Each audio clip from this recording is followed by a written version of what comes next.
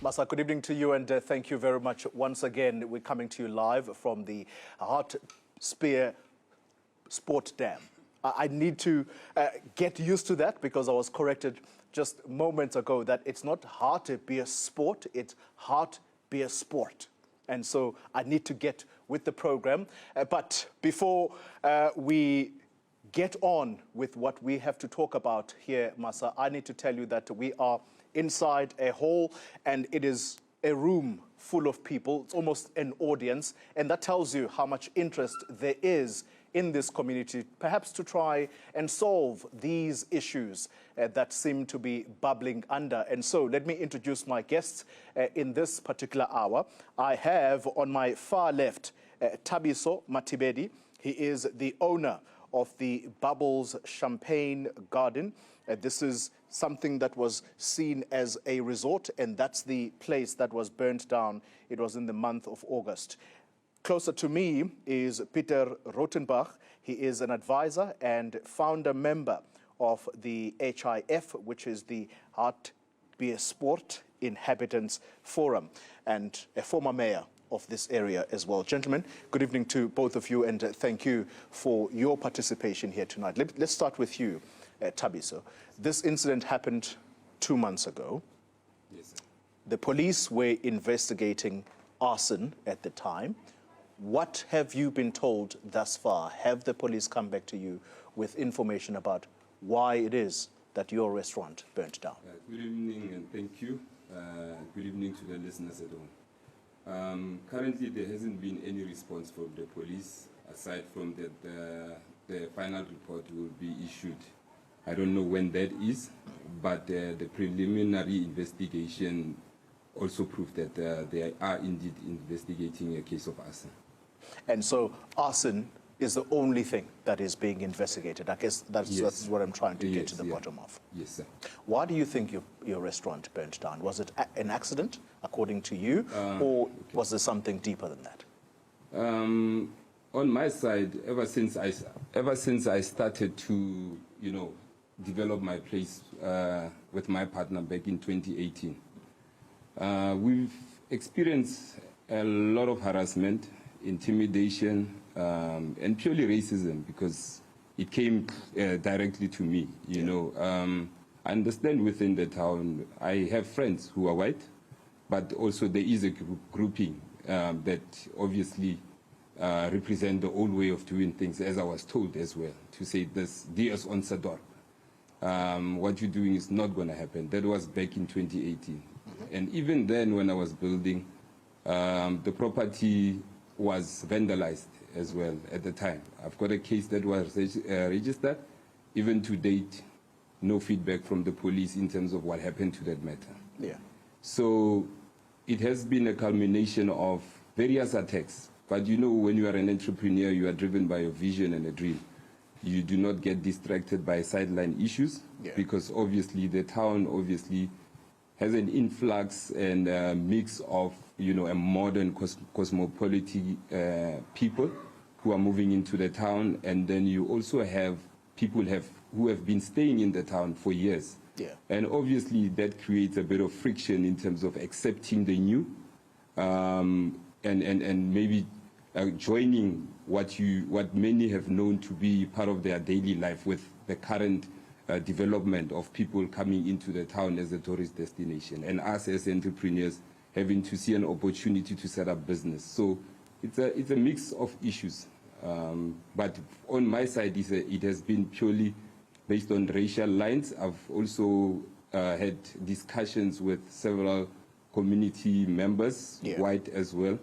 Even earlier on, I had a discussion with Peter here, where we sort of had discussed various other issues and got to a realization that aside from the attack that I have experienced with my business partner, with our business being burnt, there are a host of other issues from the municipal level, government level. Remember, with us coming into the space, it has been a transformation journey for the government. Okay. So we just responded to that as entrepreneurs, but things are happening on us daily on the ground where it questions progress and development for a young black entrepreneur. All right, let's bring Pieter into the conversation. You've heard what Tabiso has had to say. I would like to know from you, as a former mayor of the area, whether you believe there are people who still have the old way of thinking, that this is our space, anyone else who comes in here, you will have problems if you disrupt our way of doing things here. Corey, yes, thank you for the opportunity to be here tonight. I appreciated that you did apologize, that you gave one side of the story, and that is why we are here tonight. And really, I appreciate it. And hello to the viewers as well. When I saw, let me put it this way, I was at the breakfast one morning with, maybe I could mention his name, Professor Pieter Rautenbach, and former,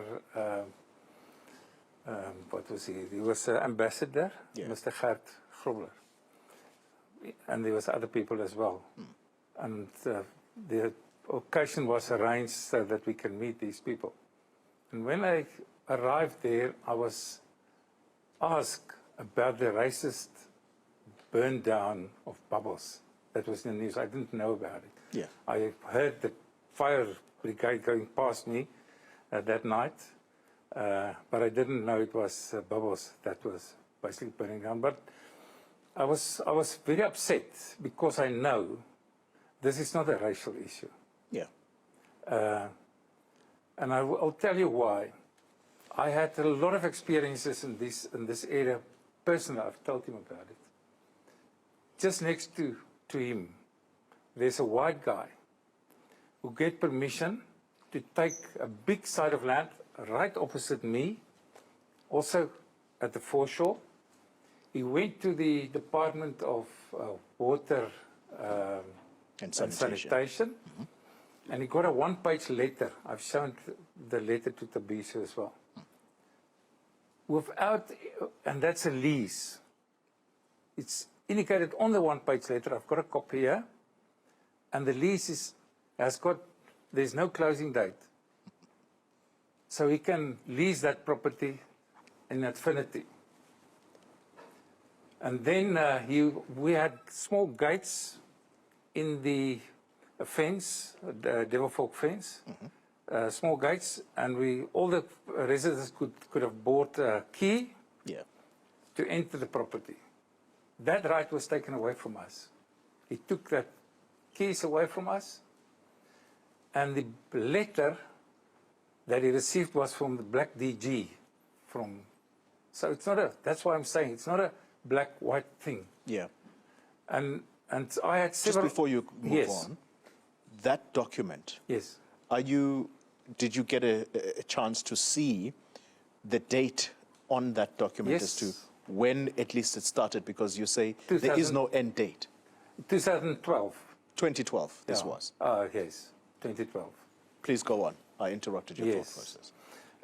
And then noise pollution took place there. And I always was in the counter of that guy. I took him to court. The case was withdrawn. He took me to court I was disturbing his peace, this act. What happened is there was noise. I called the police. Nothing happened. I called him a second time. Nothing happened. 12 o'clock at night, I went there, and I found him there. He locked me up in one of his places there. And then when I said to him that he's basically now looking for trouble, he opened it. And the noise was coming from his place, and then I realized that I'm not going to make any advance with this man. I won't come to any conclusion, and I went out.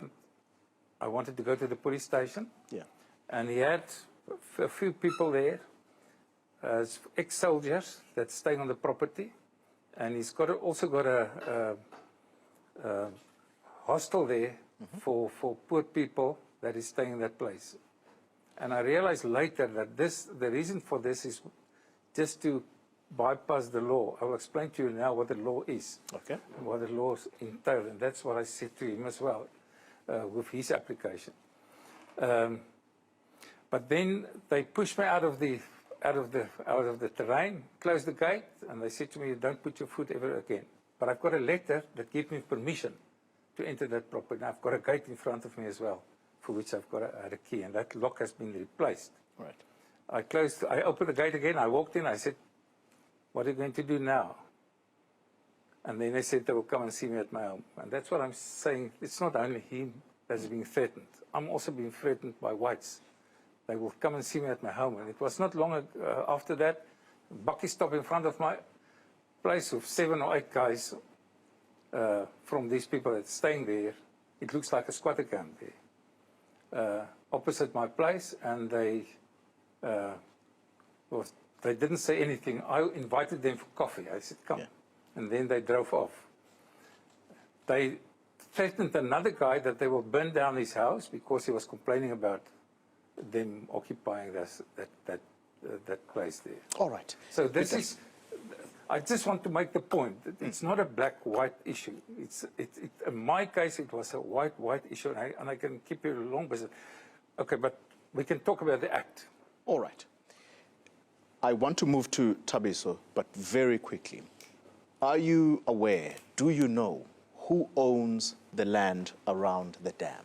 Is there an individual who owns it, or is it land that belongs to government? Land belongs to government, and all land belongs to belongs to Department of Public Works. But some of the land like this is being managed by the DWS. Yeah. But if you are going into a lease agreement, it's not DWS, it's Public Works that you are entering into a lease agreement with Public Works. Tabiso, are you convinced that the story that Pieter is sharing tonight, that this is possibly less a racial issue, but someone who has a problem and almost feels a sense of ownership around the space in which you have built your property? Does that sit with you, that explanation, or you feel that racism is still very much an issue? I can accept Peter's experience, yeah. But my experience must also be valued and be accepted as what it is. Yeah. I'm not thumb-sucking. I'm not being sensational. It's out there. You know, you can Google my name, Thabiso Mathibedi.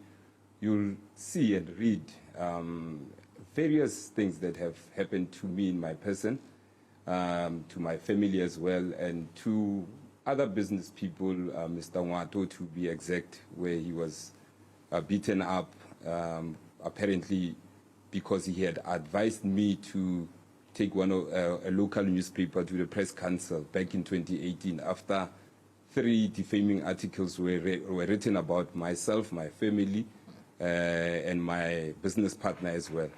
All right. Yes. Let me ask this, because of time constraints. Yes. Do you have names of individuals that you think are behind racist attitudes, things that are done to properties that are driven by racial hatred? And if so, have you gone to the authorities to open cases against them? Yes, as I've said, my first case was opened in 2018. And at the time, the culprits were writing on Facebook at the time, writing it on the local newspapers' online page, saying that they will sabotage. As soon as I start developing, they will just destroy everything. And those Facebook posts, I personally printed them, took it to the police station as well. And people who were writing that were called to the police station then. Yeah. And I remember the station commander at the time even called me to the office to say, but you can see the people who are here, they're very old. There's no way they could have done that. And my position was, to commit a crime, you don't have to do it yourself. If you've got money to pay someone to do it, you will do it. You know, and that's exactly what happened. And as I said, I don't know what happened to the case. But to answer your question, I have been experiencing racism, direct, in person. Pieter, let's come to you.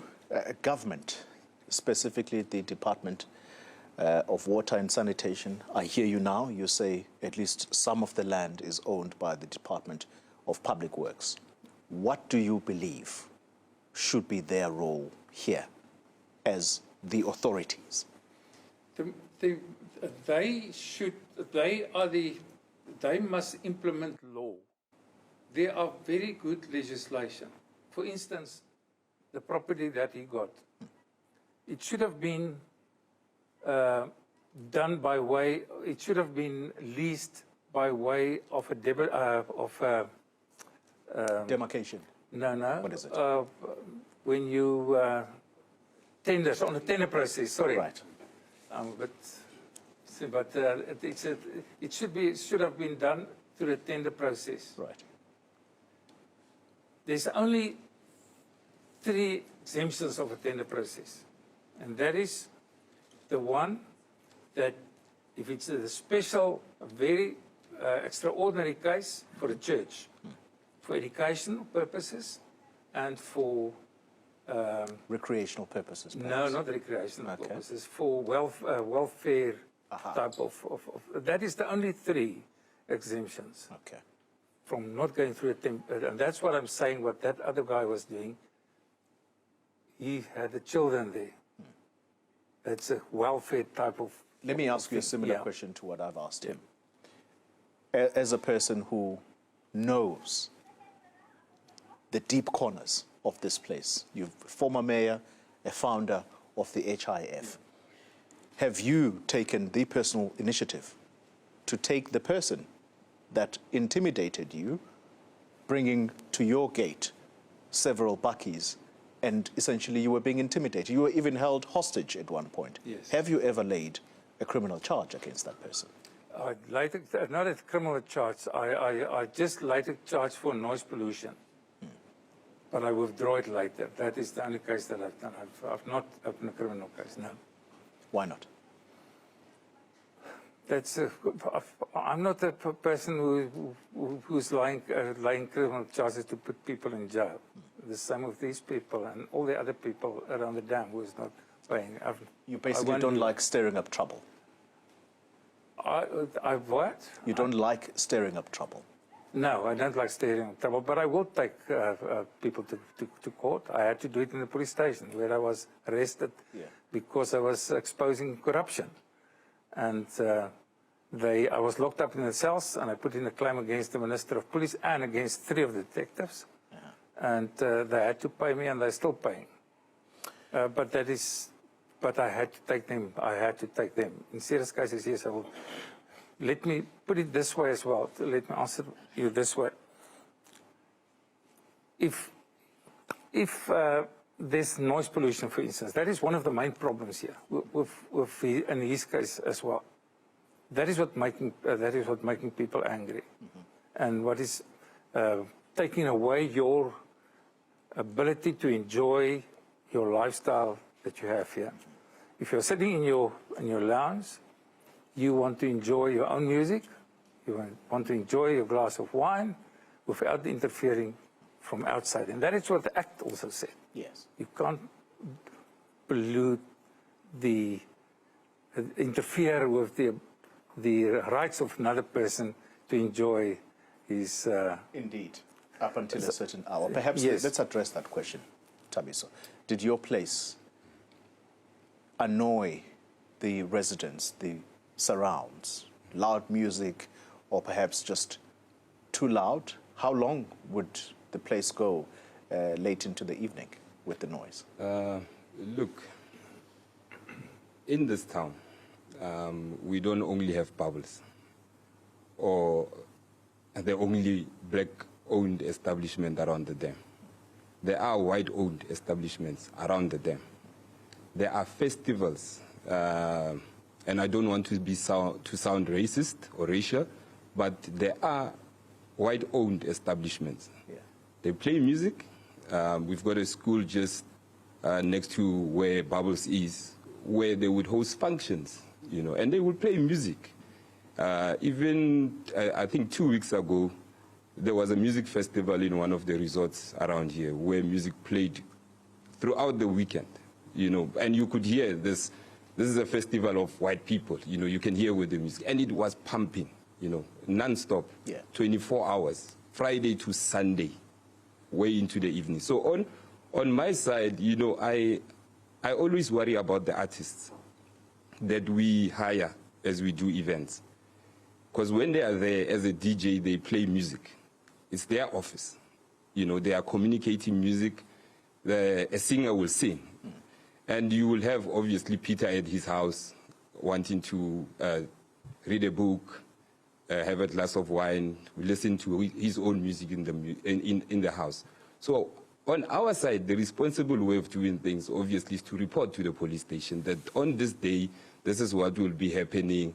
We are applying for a temporary license and stuff. Okay. And we get approval even from the magistrate's court for that. All right. So when you say on my side, everyone around the dam, both black and white, okay, we host events and we play music. I think you've made the point that you're not the only one who would have been involved in noise pollution, if indeed that would have been the complaint. Very quickly, I'm out of time. Yes.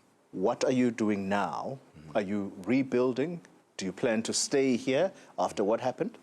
Currently, the crime scene was obviously cordoned off as the forensic team had to work to do their own investigations. It's only now that we're going to start cleaning the place, and definitely we're not going anywhere. We'll rebuild, but obviously, even when we were operational, we were so accommodative of community members, even those that were taking us back then. To name one, Casabura Lodge, they even had my direct line to say, okay, can you tell your DJ to turn the music down? And we would talk on the phone. Is it good? Is it better? Then they will say, okay, no, turn down the bass. You know, we've always tried to be accommodative and be understanding. But unfortunately, Bubbles has been burned down now. And for me, as I said, I'm not being sensational about this. It is a clear attack on a black business. Yes. Peter, very quickly from your side, what will resolve this? Because when we get into the next conversation, I want to look for solutions, very briefly. We want a proper IDP from the municipality. They must show us what kind of development should take place. You can't put a noisy type of business right into a residential area. That's impossible. You can't, it won't work. It's the same what happened at Legacy, where the cups and saucers were falling off from the cupboards when the music is playing at Mr. Noguatli's place. That's impossible. I would oppose it. I went to V8 with the noise pollution, and I went there 3 times, and they wanted to chase me out there. I went to the police, and I went to the municipality, and I addressed it, and they had to close it now. So there is solutions, but noise pollution is the main problem, and nobody can accept that that is acceptable. All right. Certainly not. Pieter Rautenbach, Tabiso, I know you want to come in. I'm out of time. Perhaps we may be part of that 8 p.m. panel, but that's where we are going to leave this conversation for now. All right. Well, you can hear that the issues are layered. On the one hand, yes, there is racism if you listen to Tabiso, but Pieter is saying maybe racism is too strong a word. Noise pollution, but yes, there are problematic individuals as well. We'll drill deeper. We are going to continue this conversation. We're not done yet, so you want to stay on Newsroom 405. Let's take a break. When we return, we'll continue this conversation.